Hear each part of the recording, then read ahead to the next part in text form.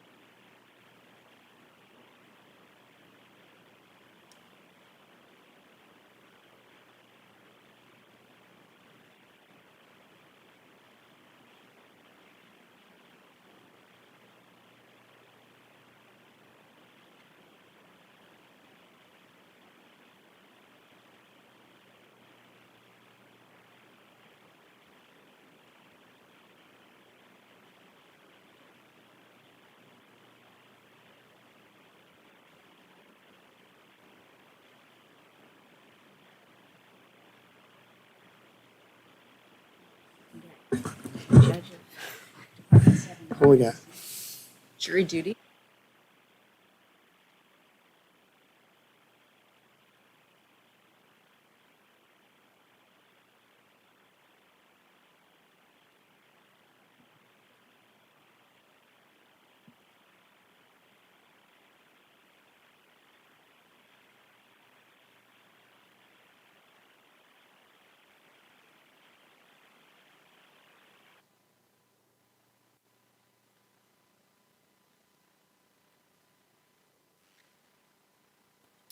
Good morning. If I could please confirm that outside counsel is on the line? Yes, I'm here. Thank you very much. Okay. Good morning, everybody. We're going to call the special meeting to order. I want to thank you all for appearing today. We're going to ask Diana Alexander, our Assistant Executive Officer, County Administration Office, to lead us in pledge and prayer. Good morning, Diana. Good morning, Chairman. Good morning, members of the board and members of the public. Please bow your heads with me and join me in prayer. Our Father and our God, we are so grateful, first off, to have life this morning, to even be able to attend a Board of Supervisors meeting. We don't take that for granted because there are many people who are not with us anymore. But we thank you, Lord, for this board meeting. We thank you for these leaders that sit on the dais and for their commission and their commitment and their compassion, Lord, when it comes to running the business of the county. We thank you for all of these people who have assembled here, who have done this great work on looking into redistricting our county, which we know is an important work. Even in the Bible, there's many stories of boundaries and territories and the way that things are sorted among your people. So this is a good work, and it's a great work, and it's an important work, and a very impactful work.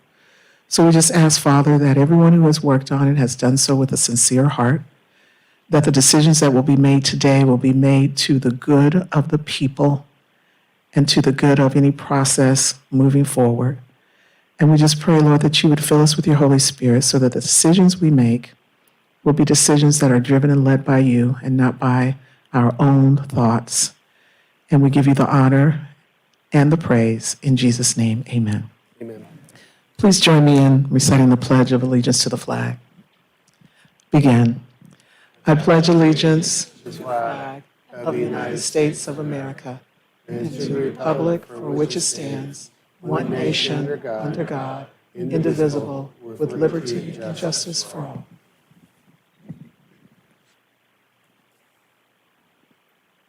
Thank you, Diana. I appreciate it. this morning. This is a special meeting. We have only 2 items today, and it's basically, the first one is to honor all those who served on a redistricting commission. It's not an easy task whatsoever. So I'm going to ask the board to come join me on the dais up front.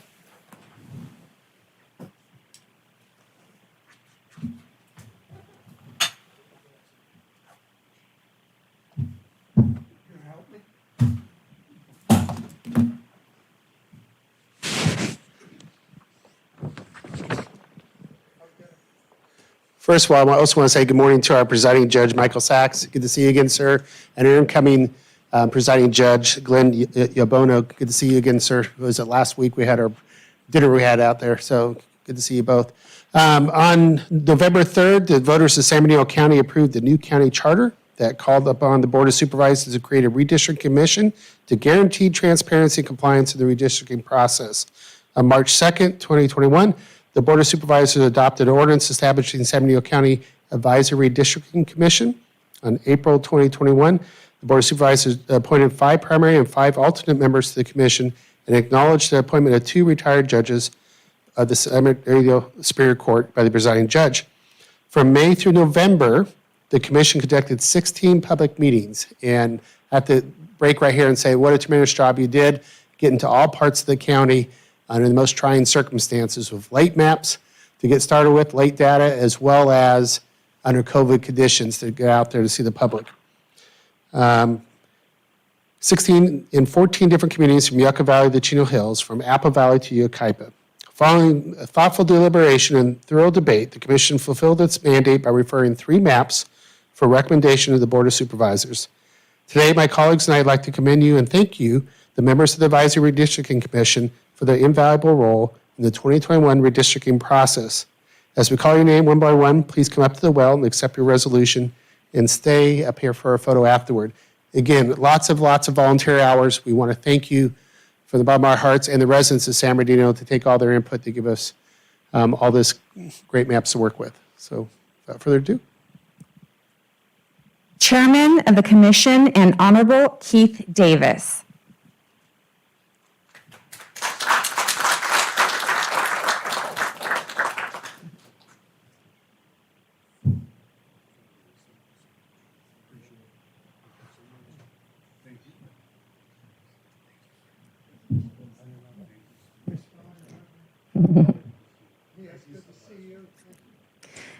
Commissioner Mark Creffield.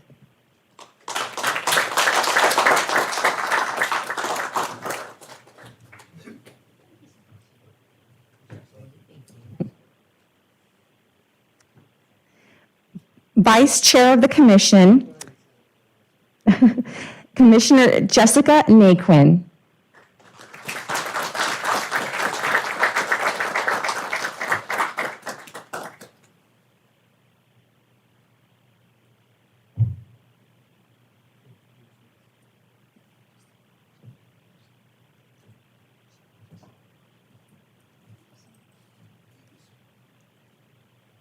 Commissioner John Renee Basley.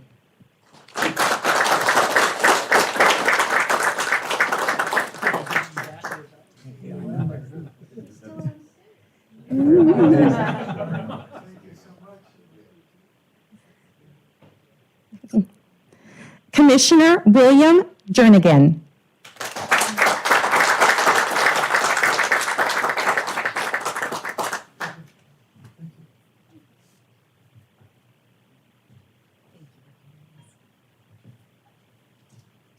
Commissioner Kenneth Anderson.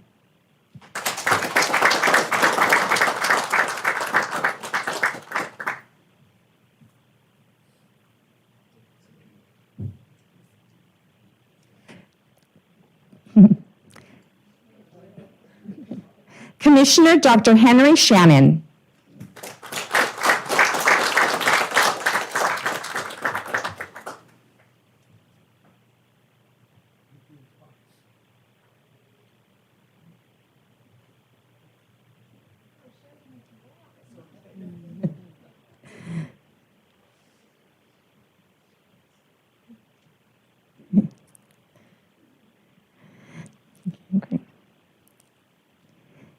Commissioner Donald Runnels.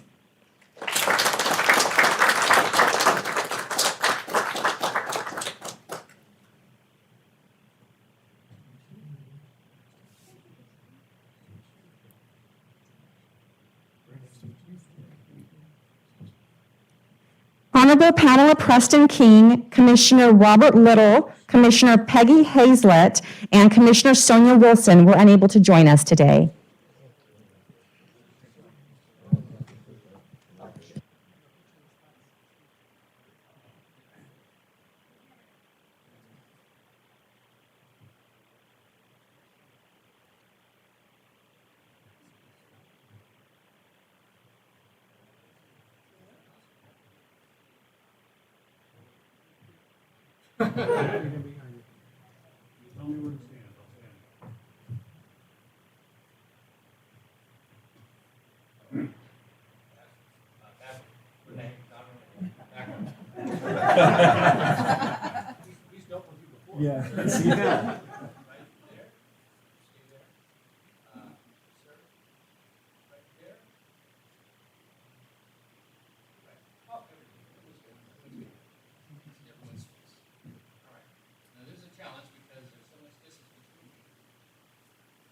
You want the back row to step up a little bit? Yes, excellent idea. Thank you so much.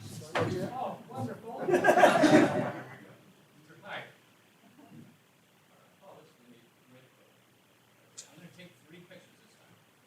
Just make sure. Not 2. There you go.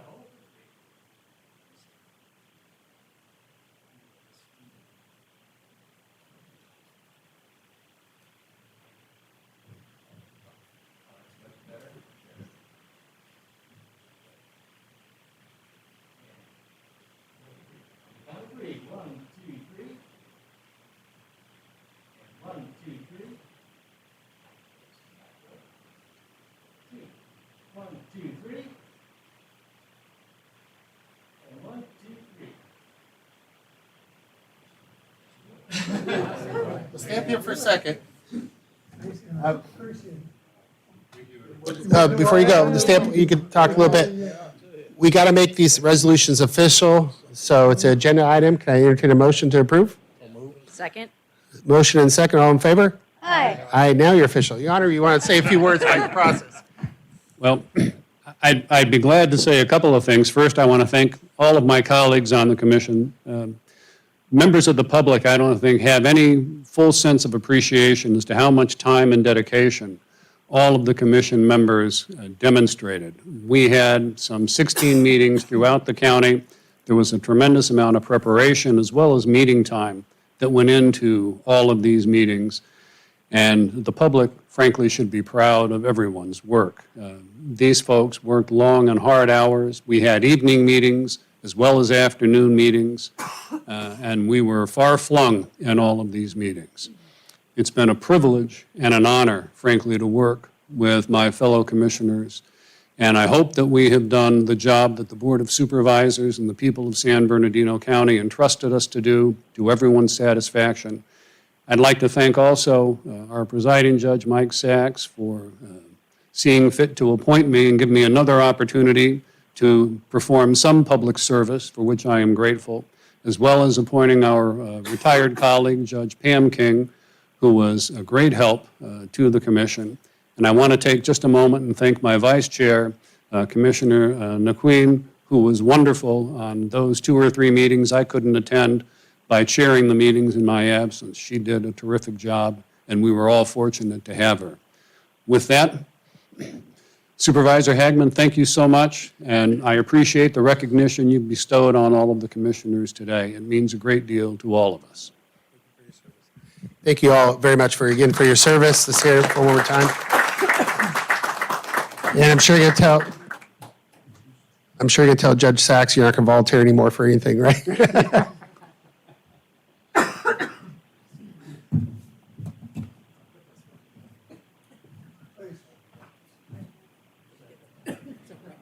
the chairman's bid. In there. Thank you.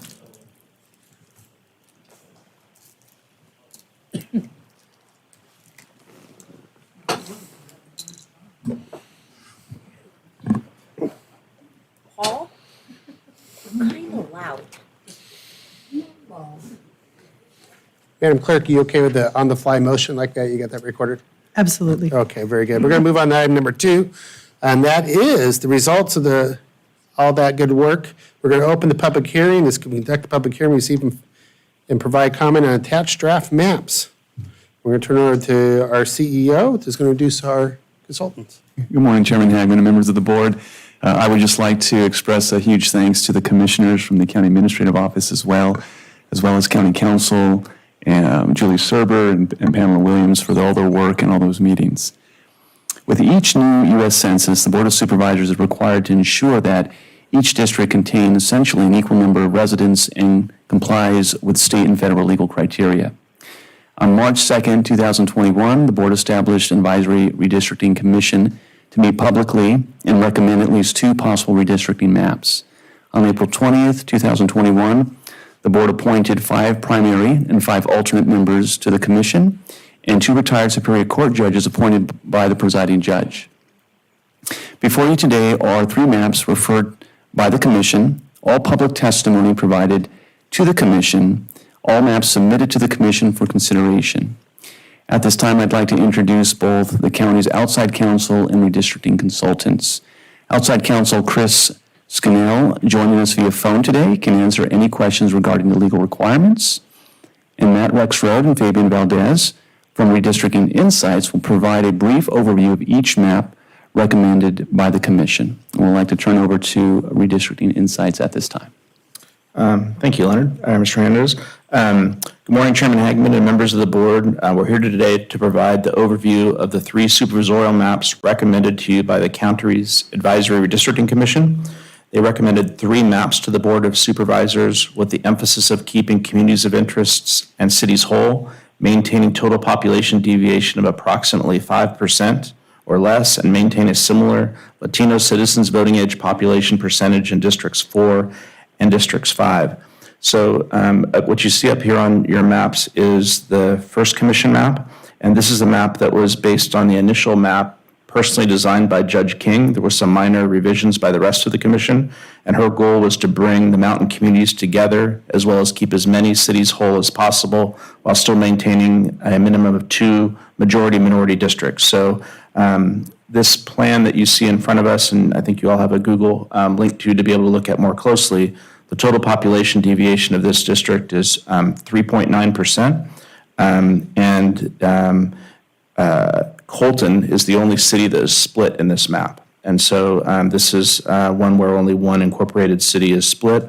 I can go through each of the individual population deviations, but as I said, the total deviation is 3.9%. And in District 4, we have a Latino CVAP number of 53.2%, and in District 5, a Latino CVAP number of 59.9%, which is just slightly below, I believe the current District 5 number is about 62 or 63%, and in District 4, we're trying to keep a Latino CVAP number above 50.4%, and this map does that. Are there any questions or areas you'd like us to zero in on in regards to map 1 that was kind of called the Judge King map?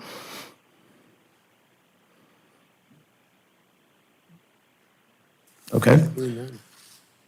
The next map is the second commission map that was adopted, and this map was a public submission, and according to the submitter, they were trying to create a map keeping them as close to the correct population number, as close as we can get to the Voting Rights Act, end quote. The commission made some just slight changes in the area around the Mojave, around Yermo and Katy Mountain, as well as some unifying some areas above Rancho Cucamonga and San Bernardino with their respective cities. The total population deviation on this map is actually 2.9%, clearly well within the 5% range. District 4's Latino CVAP number is 50.4%, and District 5 is 60.2%. I would also point out on this map, District 2 is at 48.2% Latino CVAP, which is the highest kind of third district regarding CVAP that we have in any of these maps. So I'd point that out to you as well. Are there any questions about this map that was also recommended to you by the commission for your consideration? Please, go ahead, Vice Chair. Perhaps, but if you don't mind, would we have the ability to come back and have you zoom in a little bit on certain sections after we've seen all 3? Anything you'd like to look at? Thank you very much. Absolutely. Well, then I'll go on to map 3 then, if that's okay.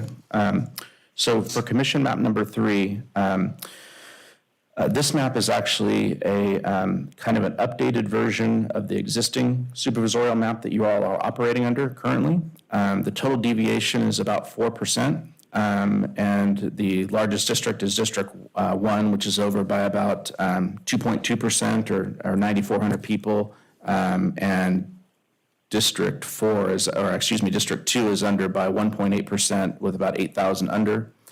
The Latino CVAP numbers for this district, the ones that are most relevant to our consideration today is District 5 has a 63.4% Latino CVAP number. District 4 has a 50.7% Latino CVAP number. District 2 is at 43.4%. And I should mention that Upland, Fontana, San Bernardino, and Colton are all split along various streets and highway boundaries. The other thing that I would point about this map is that, and this is important in terms of the technology involved here. So the census blocks are slightly different this time than last time, than they were 10 years ago.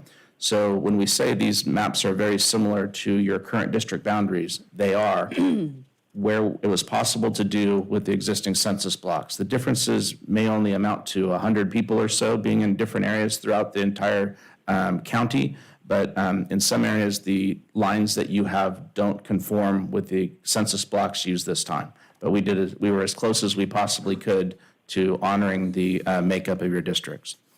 What I did not mention about map 2, and I'm sorry about that, is the city split there is in Colton, and that and Upland is split, but a little bit north of where the current line is. And I should have mentioned that on map 2. But that is the presentation of the 3 maps. We're happy to zero in on any particular part of these maps that you'd like to see today with as much detail as you might like. Sounds good. And we have a choice board. I think there's a few public requests to speak. We can hear them out first. Sure. Or wait for, let's hear them first. Mayor Dennis Michaels. Good morning, Dennis. How are you? After that, be Mark Lee. Yes, please.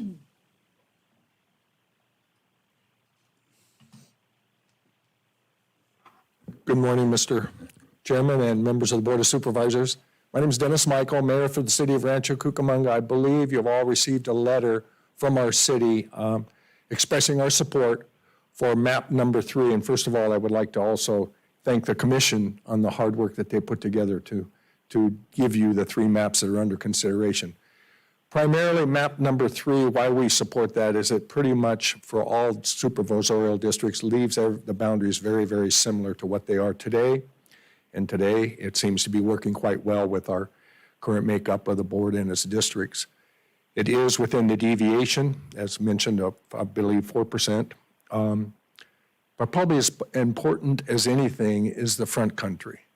As you're all aware, that front country has suffered severe. The latest and the most recent significant fire was back in 2003 when the Grand Prix fire devastated our county. Having that area in one district truly has proven to be very effective in dealing with other agencies other than the county or local government. We've dealt with the Cal Fire, the state of California, and most importantly, the U.S. Forest Service. We are currently in the process of developing in its final phases of a fire management plan for the Cucamonga Canyon area, which will be a template that will allow us to do other areas in this county as far as dealing with fire management plans and how to cope with the increase in population into those areas from outside of our counties, the destruction and the graffiti that's occurring, and the potential for significant fire danger. With this coordination, District 2 has been very, very instrumental in helping us at the federal level to keep that area closed along the front country for several years now as a result of high fire hazards. So we would just ask you to give serious consideration to adopting map number 3. And I thank you for your time. I thank you for the ability to come before you today. Thank you. Thank you, Mayor. Mark Lee, and then Karan Sobon.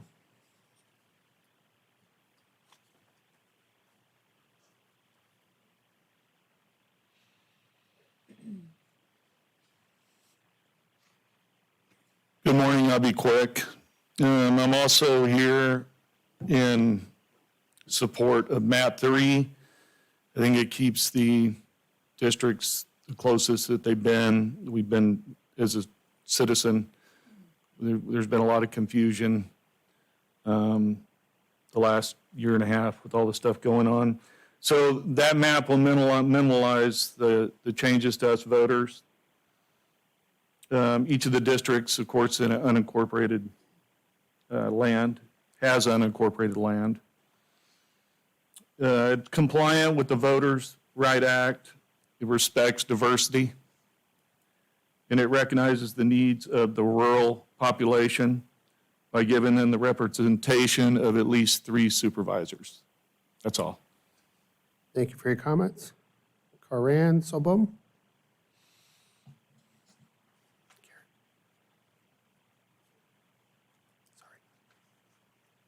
Hello, I'm Karen Slobon from the DeVore community, and I just wanted to share our comments regarding our community and how personal it is to us. Some of you remember me, but just to kind of go over a little bit. So we're respectfully asking to leave our community in the 2nd district. Due to the fact we're hearing that the 5th district is wanting to take the DeVore community, but it doesn't have our best interests. This became more apparent when the DeVore community had to continue to debate the Board of Supervisors during the contract with the Live Nation and Glen Helen Amphitheater.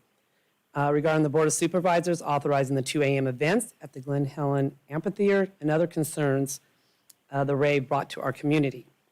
As you recall, it was Supervisor Rutherford and Lovingood that supported the DeVore community to end the events at the Glen Helen Amphitheater at 12 a.m.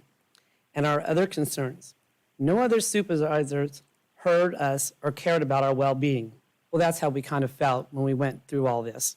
The supervisor, Josie, 5th District at the time, did not vote to end the events at 12 a.m. As you recall, it was Live Nation who went ahead and ended those to 12. It was obvious how the 5th District felt about DeVore. DeVore is a unique community with rural life, including but not limited to horses, livestock, ranching, farming lifestyle. We live here and families move here because our community and we want the lifestyle we all enjoy living here stay this way. Therefore, we pray that you will decide for the best interest of the DeVore community to leave us in the 2nd district and keep this a better balance between the districts.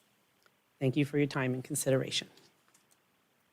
Thank you for your comments. That's all the requests I have to speak. No others from anywhere else, so we'll close the public comment portion of this, the public hearing, and we'll move on back to the dais. So questions, preferences? Vice Chair? Well, I happen to agree with most of our public speakers. I like the 3rd district map, selfishly speaking, from map 3 for the 3rd district. There are an awful lot of reasons why, but I can save my comments for discussion depending upon the map preferences for the other supervisors. Let's try to do it easy. Joe, what preference you got? You know, I don't have any preference, but I just want to just kind of, first of all, want to thank the commissioners for their hard and diligent work on this. And I think the most important thing, number one, is concern from the public was transparency. So I think we have to point that out, that this board was very transparent. We had several public hearings throughout the entire county, and people gave their input, people gave their thoughts. There was different logic behind it, but some was to keep communities of interest together, some was to keep cities whole, the other school districts. Everybody had different ideas. I know we have plenty of public submissions, but these were the ones that the 3 commissioners had adopted.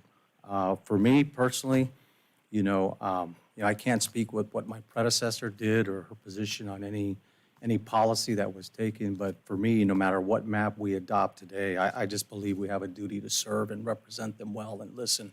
So that's first and foremost. I just wanted to ask the consultants, how come on all these maps it was really focused on the Latino voter age population? Why was that a big concern, or why was that important to have that on the maps or be discussed publicly?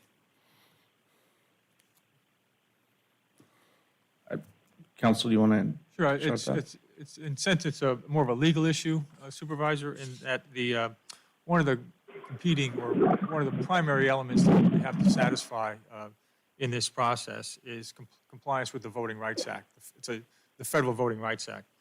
And our compliance with that prohibits us from generating plans which dilute racial or language minority voting rights.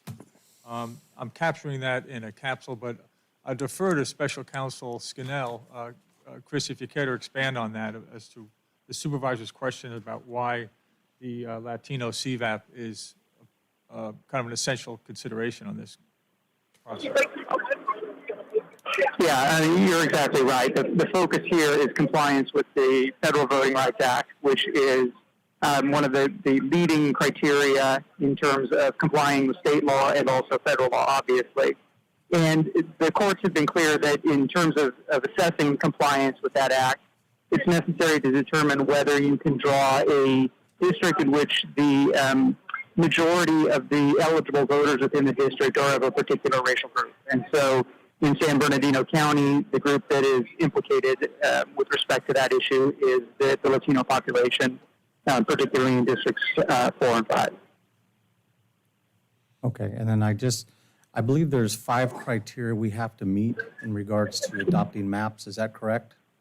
Well, there's 5 considerations that the Fair Map Act, the California legislation lists in order of priority. Chris, do you want to review those for the supervisor? Could you please list those to the public so the public knows the priority?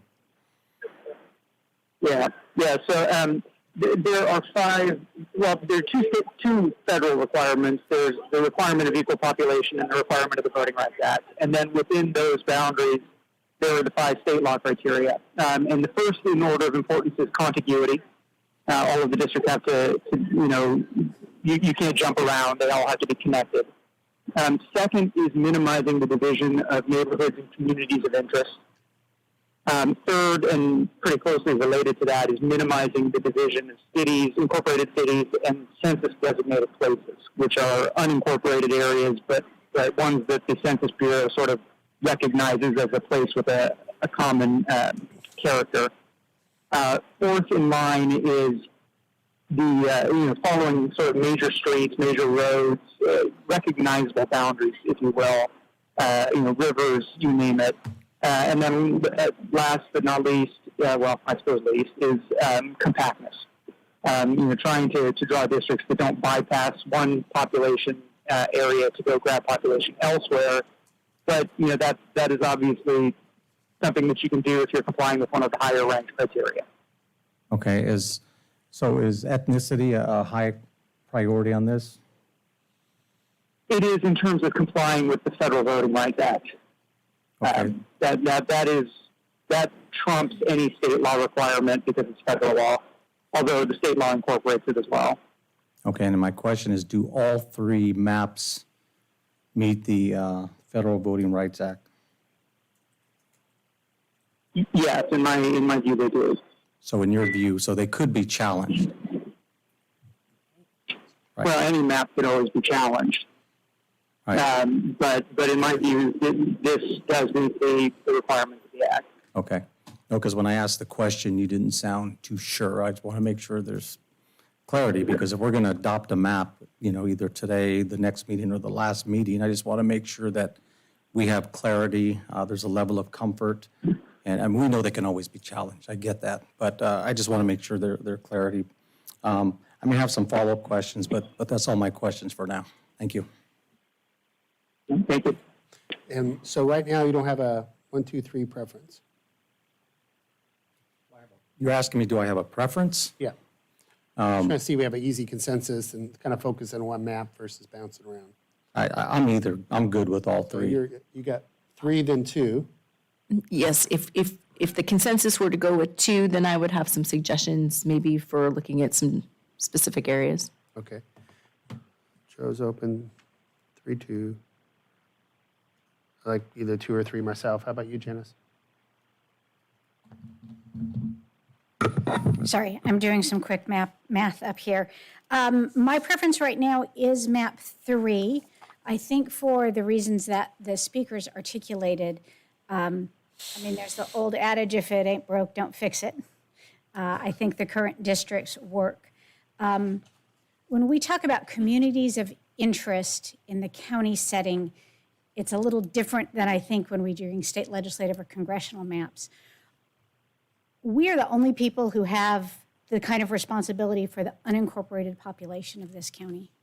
And to me, it's important that we have a majority of districts reflecting a significant unincorporated and particularly rural unincorporated population, so that if this board changes, I mean, I know the five of us, I know where our hearts and our intentions and our thinking is, but our job is to put maps in place that work regardless of who's occupying these seats.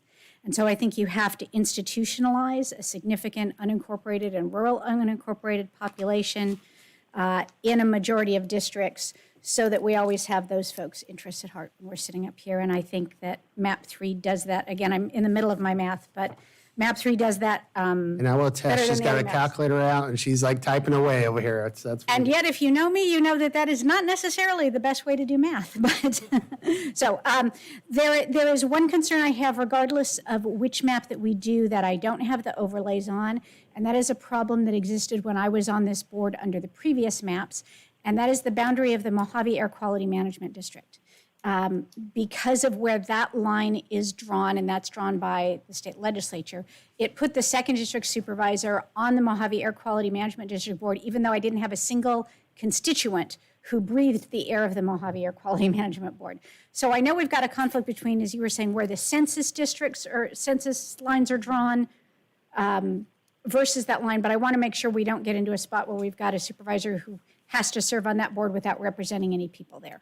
So that would be the northern boundary of the 2nd. I'll get to your response just one second. Paul, do you have I just want to say, if we all agree on 3, then let's focus in on that and talk about it. But Yeah, the only, I'm upset that Vegas was not included in my district. you got a lot of land there, Paul. We can draw the map. You sure? Oh, we can draw it. They're not going to abide by it, but we can draw it. No, but I just want to add, this is a tough job that these people had to put together, and I'm very reluctant with my pea brain to start second guessing. My district is, I think, going to be the largest, if maybe I'm doing the math wrong. But it's pretty well intact from where it was, and so I don't have any major problems with it. Okay, so I'm hearing consensus that we can start off with the basis of 3, and it seems like no one wants to worry about change too much, which is fine. Can we zoom in a little bit of that 3 and just ask any questions specifically of 3 we need to worry about, including Supervisor Rutherford's question about Air Quality Management District? So as I understand it, for Supervisor Rutherford, obviously she knows where her district is. One of the reasons that line's a little bit jagged there is because of the issues with the census blocks not doing that. But if that's one of the criteria, then we could simply make sure we have that line graphed. It's not exactly on this map, but we could make sure that we're not talking about any people there, right? As you pointed Right, out. there's So, yeah. so moving the line, is that the line right there, Fabian? This is the current supervisory district line, so you can see where the change is. And so moving all of District 2 below that line can't impact more than just a dozen people, maybe no people in that area. So if that's a concern of yours, that's a relatively easy fix that we could come back to you with, simply moving some census blocks to move that south of And that. having looked at the AQMD border, I believe it's right around this area. And it's a Cuts pretty straight across. line. It's a straight line, and like I said, I believe it cuts across right around here. I'd have to double check it. I think we were looking at it last night, so it does cut across in this area, but I'd have to triple check That's to something see we if could bring back yeah. and then give us the option of doing the straight line or the jagged line. So when deciding on the drawing, when we were doing the drawing, this was done to update census blocks. So I realized this line here was given to meet the AQMD line, essentially, and say, look, we're just not going to cross it. That can still be an option. This was just drawn because we don't have these census blocks cross this line, as you can see. And so when we're trying to get the actual population numbers, if I were to use a census block that and cuts it, I don't have a number for how many are above and below. Yeah. That's the reason we do it that way. And let me go back to our CEO. We have a series of meetings set on this process. So let's say we come up to consensus that we want to zoom in on 3 and see if there's any issues like this. We adopt that or give direction today. What are the following steps to make it official, I guess? Sure, and I'll look to Stephen, our county counsel, but the board needs to have 3 meetings, I understand. That's correct. And then they have to have a first reading and a second reading. So currently, the schedule looks like, obviously, we're here today, come back on the 16th, then on December 7th for the first reading, and December 14th for the second reading. So if you give direction today on some of these changes, we can work with Redistricting Insights, have those ready for a week from today to present and see if there's any discussion. And then on the 7th, if it's the board's desire and wish, then we can have the first reading on the 7th, then to bring it back for a final adoption on the 14th in time for the deadline. And Matt, I want to say you and your team did a fantastic job. We were getting updates as the process goes. Every time you went out, there was a new map and different considerations. There's a lot to consider. And so we want to thank you and your team working with the commission and the public to try to come up with these options right now. So you think you could work just a little bit on the AQMD quality lining? What else? Any other things people see on this regards? Chairman, I have no issue, I mean, just for me, I mean, I know we're doing good work in the communities that we represent now. I know the second map carved out, Rosina Ranch, which, we're working closely with the sheriff on some law enforcement issues, potential fire station issues, and some other traffic mitigation issues up there. So, I mean, I'm comfortable with 3, if that's a consensus of the board. We're doing good work. We've built relationships in those areas. So, I mean, I'm comfortable with it. And that was one of my thoughts too on map 2 was the Rosina Ranch area in District 3 was a cutout down because of that census tract south and east of Glen Helen area. And that didn't make as much sense to me to have that as part of the 3rd district. It made more sense to be in the 5th. And I would have proposed then perhaps expanding the 3rd district into the San Bernardino and mountain area to include San Manuel to give the 3rd district the population that it would need in map 2. So. Colonel. Yeah, air quality district, I understand that. I might dig my heels in on that because I've been fighting about this and I've been extremely vocal about the past and the backup of all the trucks and everything else, which has created this, at least in my opinion, environmental nightmare. And of course, a lot of people down at the rail station, they don't want to touch this issue. And Caltrans doesn't want to build any additional lanes. They can't do it. I even suggested putting a tunnel going through there. It's a bag of worms that's got to at least be addressed from an air quality standpoint, not just transportation. So you like the backup? Well, I just want to make sure we do it right. And I'm not saying it's going to be fixed overnight, but at least for future generations, we're going to say, we've got a problem here and we've got to fix this because when the big earthquake happens there, my district and everyone else is going to be, but we're going to be cut off. And even Dawn's district, that's the alternative route to get, according to that, it's either Berkeley or one university study that Ray Wolf always refers to. So I'm just very, very nervous about air quality because it's getting worse and worse and worse right there. A lot of it has to do with the trucks in that one area, at least in my opinion. And I don't disagree. Obviously, I've sat on both air quality management districts now. But my point simply is I don't think it's right for a supervisor who doesn't have a single constituent living in the district to serve on the board. And depending on where that line's drawn, it could put a 2nd district supervisor on the Mojave board, even though there aren't any people there, just because of the nature of the You got to census draw on tract. one person. Okay, make sure there's no.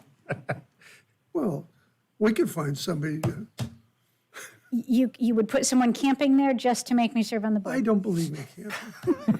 I don't believe in camping either. My husband disagrees. You seize the high ground and you hold it for all eternity. Okay, so let's get back on track here. Let's entertain a motion to proceed on map 3. We could, when you're bringing back on next week, we can contemplate any minor changes to that. And we're assured by our consultants and our legal team that map 3 fits all the rules and regulations of what we need to do. Looking for nods. Just for a point of clarification, I will check to make sure that this line does not cross into the AQMD. And if it doesn't, you're okay with it. And if it does, bring it back down. So say if this red line is the current line, make sure that we're not crossing it is all we're asking, right? Okay. Yes.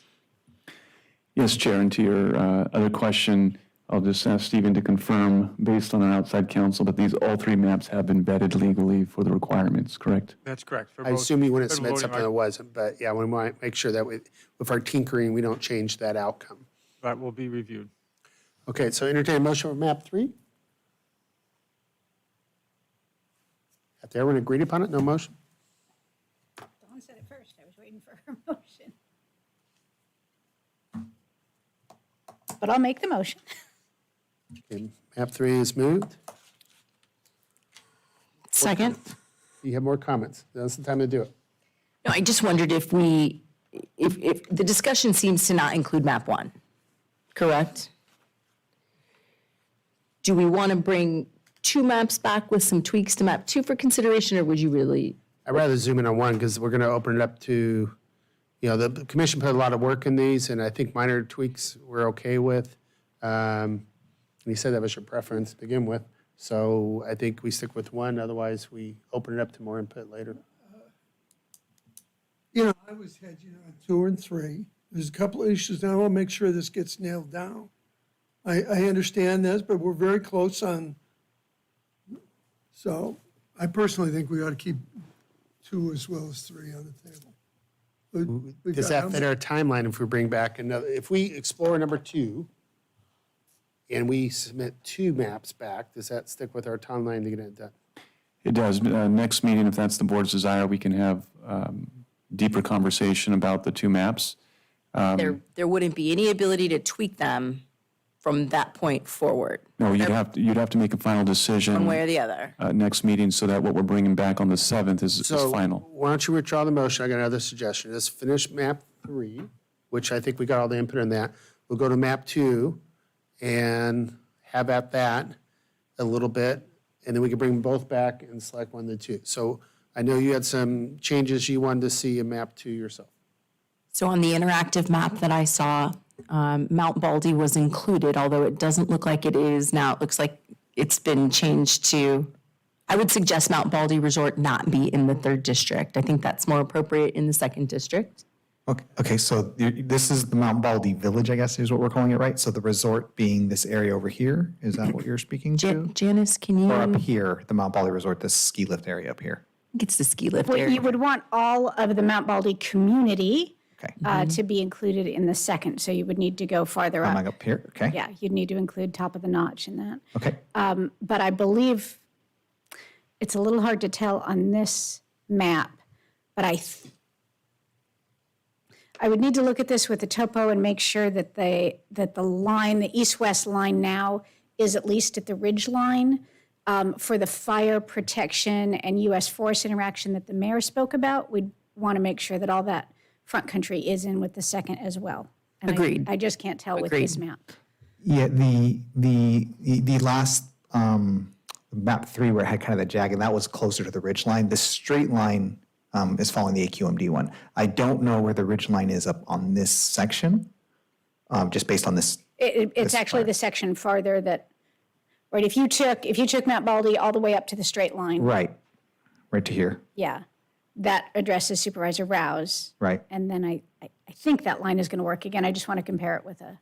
And we can work with 2nd District, who has some very detailed maps of the area because of service and just how it operates up there. We can make sure we get that information to you. It doesn't seem to change much of the population. Because I don't. No population. Yeah, I don't think there's any population, actually. So it's trying to overlap the geographic. fire protection district and merge the EMS services to fit within the right agreement areas there. Okay, so what's next? So then as you slide a little bit further to the east, you have a finger that jets down beyond Glen Helen into Rosina Ranch. Glen Helen area, you're right. Yeah. And Supervisor Baca has a more natural fit with Rosina Ranch than I currently do. It is a little bit of an odd jet out there.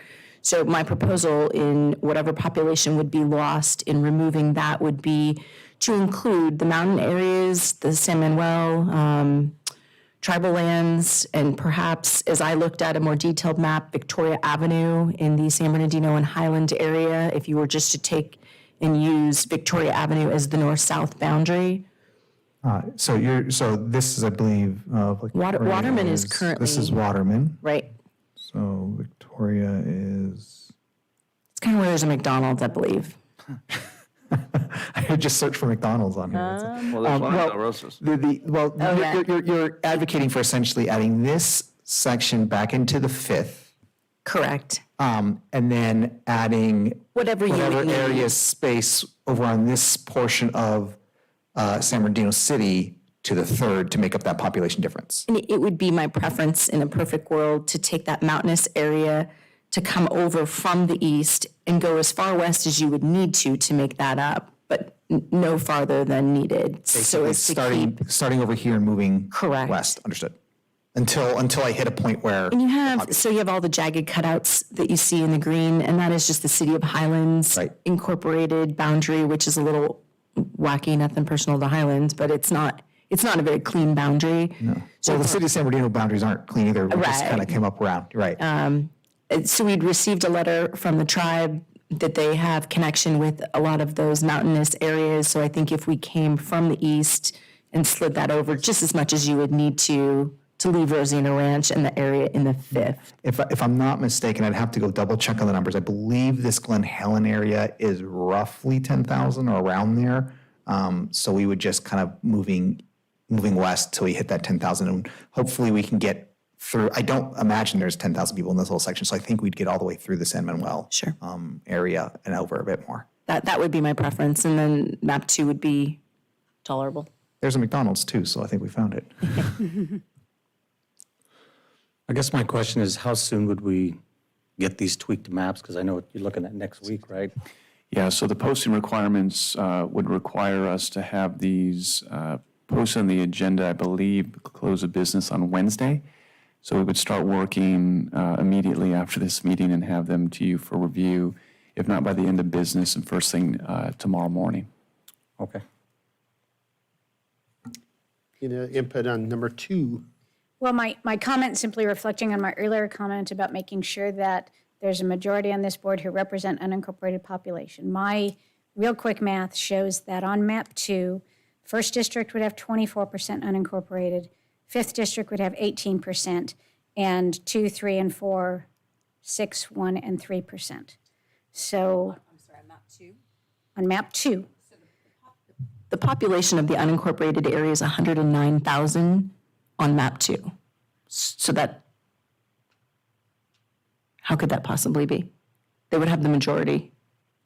No. I've done it for each district. So my math shows that on map 2, District 1 has 24% unincorporated population. Map 5 has 18%. Again, I was doing this quickly sitting right here. The unincorporated numbers, I don't believe, are on the map that you were provided for District 3, map 2.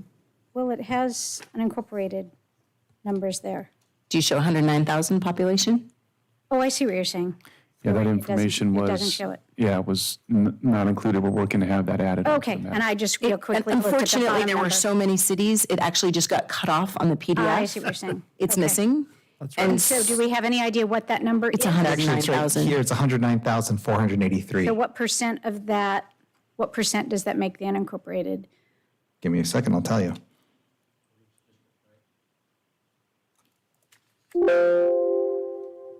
So this is in map 2 or map? Map 2. Yeah, in map 2, that is District 3. 34%. Okay, And I can give you the numbers for every district and every map if you'd like. okay. But Well, that's better news then. That's better than the way I did it with this. Okay, thank you. Okay, so any other changes to map 2 at this point? The goal is to have 2 final approved maps to come back to us on the next meeting, 16th. 16th, thank you, which is coming up very quickly. And either we're going to do straight up or down, vote A or vote B, basically, and try to come up with the consensus on what's the best of the 2 maps. So now's the time to, Mr. Chair, just one housekeeping. There was a motion that Director Rutherford made that was seconded. I don't think has been formally withdrawn at this point. no, it has not. I actually asked them if they want to withdraw and see if they want to submit 2 at this point, but that's up to the maker of the motion. I mean, look, we want to do this by consensus. I thought our consensus was on 3, but if we want to talk more about 2, that's fine. I'm not going to make that motion, but I'll withdraw my previous one.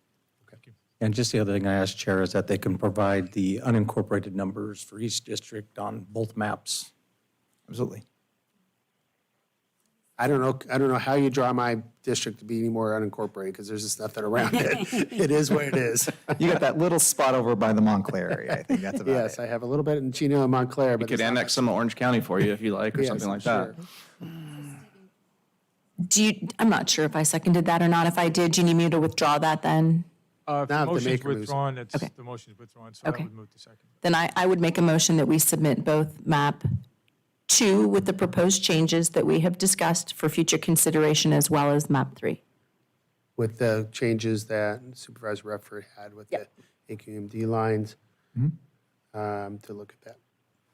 So we got a motion?